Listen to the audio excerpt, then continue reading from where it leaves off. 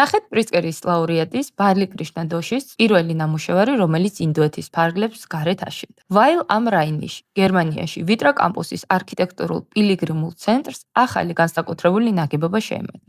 დოში რეტრიტი.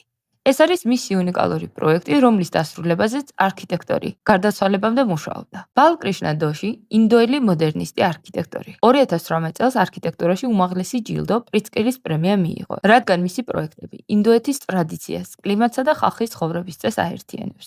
მისი ნამუშევრები ყოველთვის ეთიკური, მდგრადი და ღრმად ფილოსოფიური. დოში რეტრიტის იდეა ვიტრას თავმჯდომარეს როლფ ფელბაუმს ინდოეთის ტაძარში სტუმრობის შემდეგ გაუჩნდა. დოშიმ კონცეფცია შვილიშვილთან ხუშნუ ანთაკი ჰუფისთან და მის მეუღლესთან ზენკე ჰუფისთან მჭიდრო თანამშრომლობით შექმნა. ეს არის სიმშვიდის, სენსორული მოგზაურობისა და სულიერების ადგილი. მნახველი პავილიონისკენ მიდის მდინარის დელტას მსგავსი ბილიკით, რომელიც დაძველებული მოწითალო ფოლადითა და დაფხვნილი აგურითაა შემოზღუდული. ეს მოწითალო შეფერილობა მკვეთ კონტრასტს ქმნის მწვანე ლანდშაფტთან და უზრუნველყოფს თანდათანობით გადასვლას ხმაურიდან მედიტაციურ სიჩუმეში. შიგნით არის მრგვალი კამერა, წყლის აუზით და ქვის სკამები.